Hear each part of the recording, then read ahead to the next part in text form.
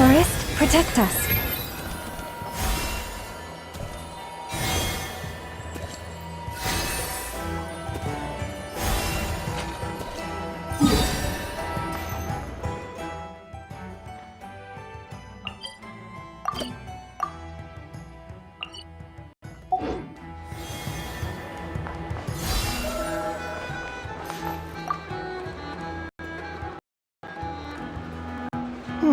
This should just about do it. Traveler? Hello? I didn't, Right. I should have realized. Master Jean told me you'd be here. We just didn't know when you'd arrive. I didn't expect to run into you as soon as I set foot in Nodcry. Yes, the Grandmaster sent you a letter, didn't he? He also sent one back to Mondstadt, telling us all about how you were doing.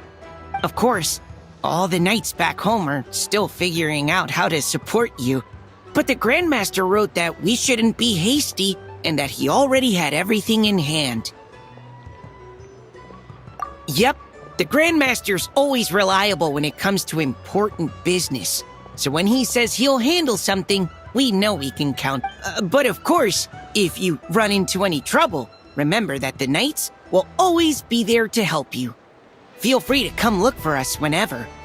After all, you're our honorary knight, a valued member of our order. That's what Master Jean told me to tell you when I departed from Mondstadt. Huh? Give me a moment. I didn't bring any sweet madame with me, but I do happen to have a bottle of our best cider. Captain Kaya asked me to bring it along. He knew you'd miss it. Okay, I need a minute. I put it in my backpack and wrapped it in clothes. Oh, here it is. Go on. Have a taste. I did, of course. When I was leaving, the Grandmaster specifically asked me to bring some bottles of our very best dandelion wine for him. At first, Master Jean protested that my main objective on this long journey was to deliver letters to Nodcry, and she'd rather I not overload my luggage. She said someone else could transport it later. But after giving it much thought, I packed 2 bottles of wine for the Grandmaster otherwise he'd be talking my ear off about how wonderful dandelion wine is while waiting for it to get to... Oh, right! If you crave fresh sweet madames and steak, do come back and visit the Knights of Favonius' headquarters when you're free. That was what Amber wanted me to tell you. And that's all the messages I have for you. I should get going. Farewell, honorary knight.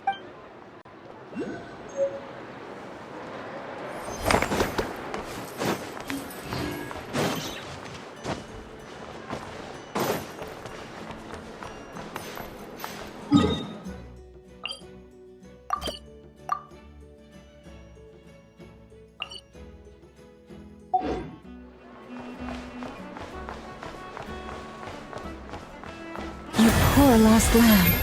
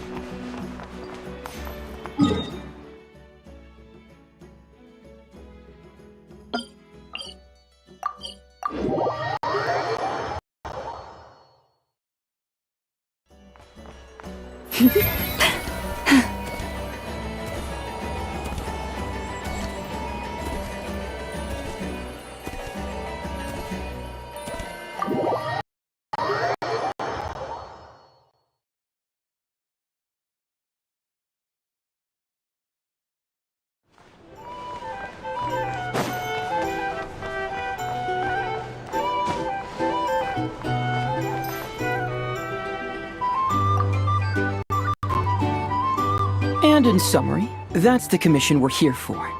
How's that sound to you, Yehoda? All the same to me. You should ask yourself one question, though. You want to catch someone in Nodcry? How many lives are you prepared to lose for it?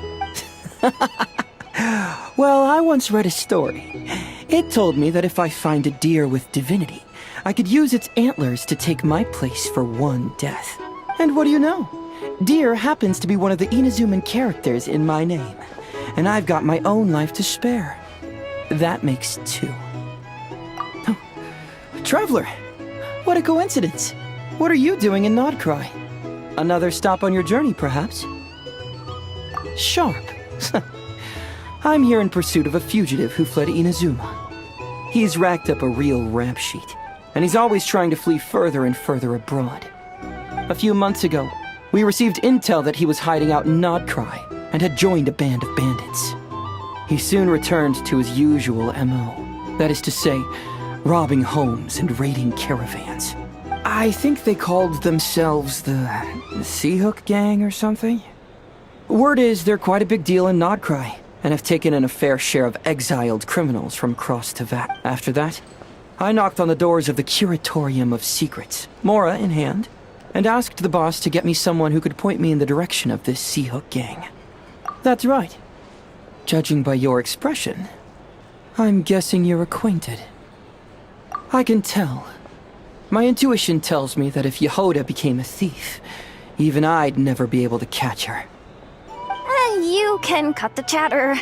Boss Neff gave me the job, so it's only natural I'd be good at it. But the Seahook Gang you're looking for isn't the original Seahook crew. The original gang's long since disbanded. The people calling themselves that now are just riding on the name and scamming folks left and right. Yeah, I guess I do, huh? Interesting. This is news to me. Would you mind telling me more about this new gang of imposters, Yehoda? What's there to tell? New or old, fake or real, the Seahook Gang are bandits. A bunch of scoundrels who banded together for Mora, then fell out over it. Their old leader wound up thrown overboard as fish food, while the underlings fought among themselves for the scraps. Some died, and others continued their wanderings. The long and short of it is that the old Seahook Gang are dead, gone, or both. Wait. Doesn't that mean some of the suspects within could have started going around committing crimes again? When a house goes poof, the snakes and rats nestled within find other walls to burrow into. That's just how it is. Nobody wants to die out in the wilderness. But for all the vermin out there, it's also the perfect time to find a good place to settle down, and maybe get a good roommate along the way. If I were a rat, escaping the snake would mean freedom from being hunted down and eaten. When you think about it, that's a good thing. In any case, you've been most helpful, Yehoda. Thank you for the intel. It seems the Mora spent on your services was well worth it. It's honestly a real load-off to know that these people are just imposters using the Seahook Gang's name. I'd have had to admit I was in over my head flying solo against the real gang. Well, wait. You think you can take them on as they are now, all by yourself? Yeah, more or less. After all, I'm only looking for our Inazuman fugitive. I'm not here to bring the whole gang to justice. That's a bold statement, but whatever. I'll help you track the imposters down. What happens after? That's got nothing to do with me. Your kindness is appreciated, but this time I'd rather this be a solo. Now, I suppose that's that. I'll leave locating them to you. Yeah, as for me, I'll get to thinking of how I can haul this scoundrel back to Inazuma and have him confess his crimes.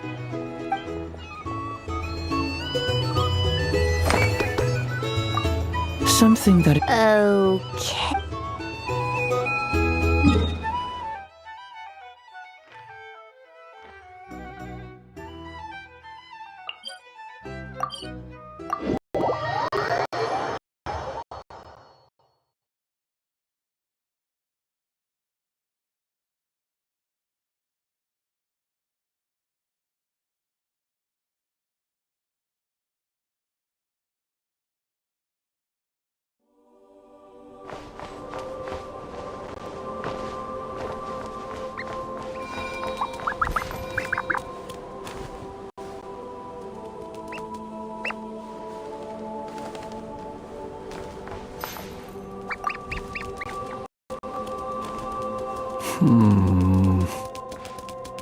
There is indeed quite a lot. After accounting for daily necessities and emergency supplies, there's still enough to set aside in case of sudden visits. After all, my personal requirements are modest. It would be a waste not to save the excess and use it to help others in need. Lamp oil, candles, leather, paper, and pens. Oh, and a few bottles of strong liquor, and some emergency food, of course. Judging by your expression, I can tell you're wondering, what emergency food did you buy? Exactly. These supplies need to stand the test of time, so all of this food has undergone special processing. I assure you, unless you're on the brink of starvation, you don't want to try it. The cured meat, for example, is as tough as tree bark, and the biscuits taste like tossed-out newspaper. Even if you soak them in milk or vegetable soup, the best you could hope for is soggy newspaper.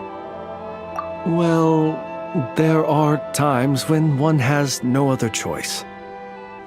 I've tried to extract nutrients from this food before.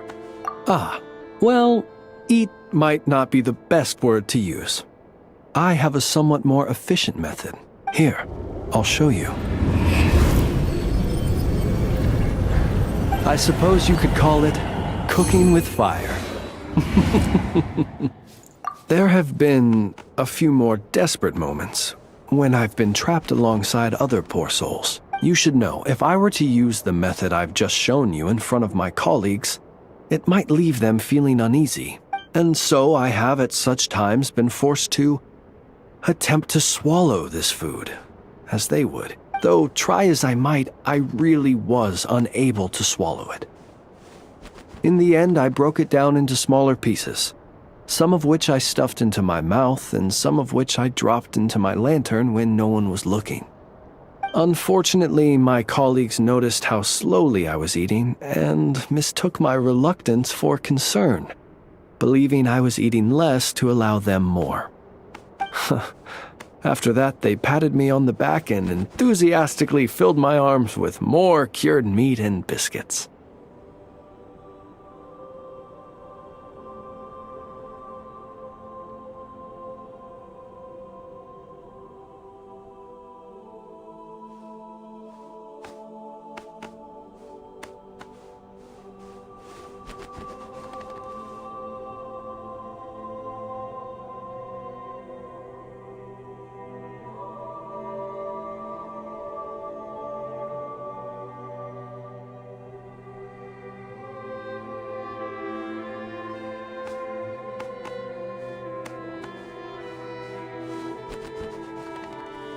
Indeed. I was grateful for their noble act of kindness, and can clearly remember the taste of cured meat and biscuits to this day.